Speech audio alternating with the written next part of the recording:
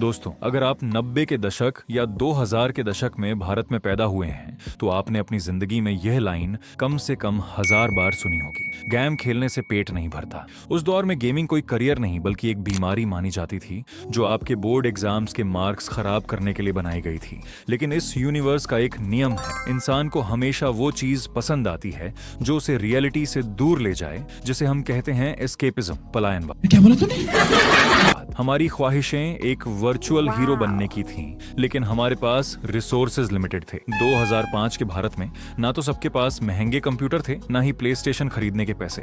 इस रियलिटी की वजह से जन्म हुआ भारत के पहले गेमिंग कल्चर का, द साइबर कैफे एरा। मिलिए 13 साल के रोहन से। रोहन अपनी माँ से ट्यूशन की फीस के नाम पर 20 रुपये एक्स्ट्रा लेता है और छुपकर एक अंधेरे धूल से भरे साइबर कैफे में जाता है। वहां वो अगले 1 घंटे के लिए काउंटर स्ट्राइक 1.6 या GTA वाइस सिटी की स्क्रीन में खो जाता है। रोहन ने अपनी मम्मी का भरोसा तोड़ा, लेकिन अपनी गेमिंग की भूख शांत की। इकोनॉमिक्स की भाषा में इस चॉइस को कहते हैं अपॉर्चुनिटी कॉस्ट। रोहन के लिए वो 20 रुपये और 1 घंटा उसकी जिंदगी की सबसे कीमती चीज थी। लेकिन तब किसी को नहीं पता था कि यह टाइम पास एक दिन भारत की सबसे बड़ी डिजिटल क्रांति बनने वाला है। फिर आया साल 2016, भारत के इतिहास का वो टर्निंग पॉइंट जिसने गेमिंग को हमेशा के लिए बदल दिया, द जियो इफेक्ट। दुनिया के अमीर देशों ने गेमिंग सीखी पीसी और कंसोल्स से, लेकिन भारत ने वो पूरा का पूरा जनरेशन गैप स्किप कर दिया।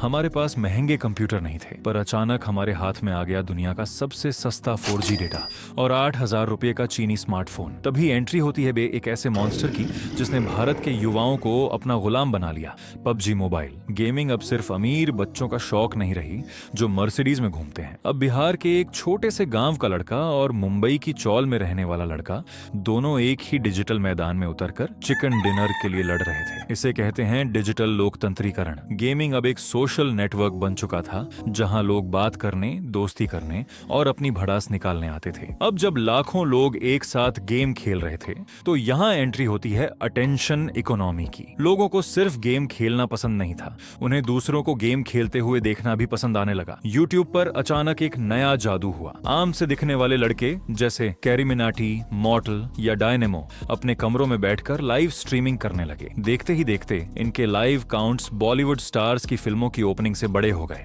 गेमिंग अब सिर्फ टाइम पास नहीं था, ये बन चुका था एक sports gold rush. Super chats, brand endorsements और यूट्यूब एड्स से करोड़ों रुपए बरसने लगे। SRTUL और गॉडलाइक जैसे प्रोफेशनल ई स्पोर्ट्स ऑर्गेनाइजेशंस खड़े हो गए, जो बच्चों को गेम खेलने के लिए सैलरी देने लगे। लेकिन तभी साल 2020 में एक ऐसा ग्लिच आया जिसने पूरे सिस्टम को हिला दिया। भारत सरकार ने नेशनल सिक्योरिटी का हवाला देते हुए PUBG मोबाइल को रातों रात बैन कर दिया। जिस गेम पर करोड़ों का बिजनेस टिका था, वो एक झटके में गायब हो गया। क्रिएटर्स के व्यूज क्रैश हो गए, करोड़ों की स्पॉन्सरशिप्स डूब गईं। लेकिन इस कड़वी रियलिटी ने गेमर्स को एक नया सबक सिखाया, अडेप्टेबिलिटी, अनुकूलनशीलता। महीनों के अंदर गेमर्स ने Free Fire, GTA 5 role play और बाद में BGMI पर स्विच कर लिया। इस गेमिंग मैट्रिक्स को चलाने के लिए किसी एक ऐप की जरूरत नहीं थी, इसे चला रहा था ह्यूमन डेस्पिरेशन और एंटरटेनमेंट की अंतहीन भूख। लेकिन इस चमकती हुई गेमिंग दुनिया के पीछे एक बहुत गहरा और डार्क सीक्रेट छुपा है, जिसे भारत सरकार से लेकर गेमिंग कंपनियां तक सब छुपाना चाहती हैं। भारत में जिसे हम गेमिंग इंडस्ट्री कहते हैं, उसका असली सच बहुत कड़वा है। आइए इसे 2 हिस्सों में बांटते हैं। एक तरफ है कोर ई स्पोर्ट्स जैसे BGMI, वैलोरेंट, पोकेमॉन यूनाइट,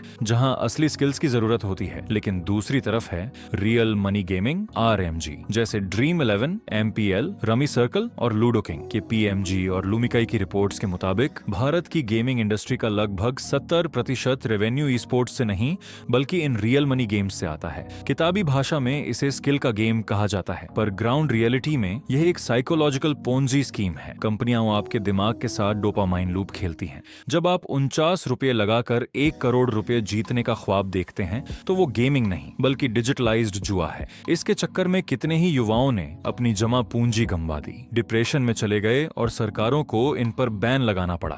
कंपनियां आपको कंज्यूमर नहीं, एक कमोडिटी समझती हैं, जिसके बायसेस को यूज करके वो आपकी जेब से पैसा निकाल सकें। जैसे कॉर्पोरेट दुनिया में एक आम एम्प्लॉई और कंपनी के CEO की सैलरी में जमीन आसमान का अंतर होता है, वैसे ही गेमिंग का भी अपना एक वेज गैप है। आप सोचते हैं कि आप भी एक गेमिंग चैनल खोलेंगे, दिन में 8 घंटे मेहनत करेंगे और अमीर बन जाएंगे। सच ये है कि 95% गेमिंग क्रिएटर्स क्रिएटर्स कभी 10,000 रुपए महीना भी नहीं कमा पाते। क्यों?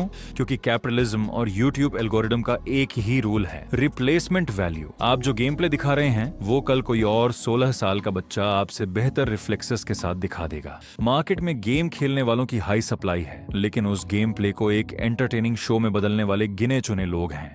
गेमिंग में अमीर सिर्फ वो टॉप 1% लोग बनते हैं जो सिर्फ प्लेयर नहीं बल्कि ब्रांड बन जाते हैं। बाकी सब सिर्फ इस डिजिटल कसीनो के दर्शक बनकर रह जाते हैं। तो दोस्तों, आज आपने इस 6 मिनट के ब्लूप्रिंट में क्या देखा? आपने देखा कि गेमिंग अब कोई छुपाकर करने वाली चोरी नहीं है। यह भारत की इकोनॉमी का एक ऐसा पहिया बन चुकी है जिसे अब कोई नहीं रोक सकता। भारत ने गेम खेलना तो सीख लिया, लेकिन अब असली क्रांति तब आएगी जब भारत गेम सिर्फ कंज्यूम नहीं करेगा बल्कि क्रिएट करेगा। जब हमारे डेवलपर्स राजी एन एंशिएंट एपिक या इंडस बैटल रॉयल जैसे गेम्स बनाकर दुनिया को भारत की कहानियां बेचेंगे। जो इस गेमिंग मैट्रिक्स को नहीं समझता वो सिर्फ अपना टाइम और पैसा इस लूप में बर्बाद करता रहेगा, लेकिन जो इसके पीछे के बिजनेस और साइकोलॉजी को समझ जाता है वो इस गेम का असली विनर बनता है। अगर आपको आज भारत के इस हिडन गेमिंग मैट्रिक्स को समझने में कुछ डीप वैल्यू मिली हो तो लाइक बटन दबाकर अपना सपोर्ट जरूर दिखाएं। मिलते हैं अगले वीडियो में। जय हिंद।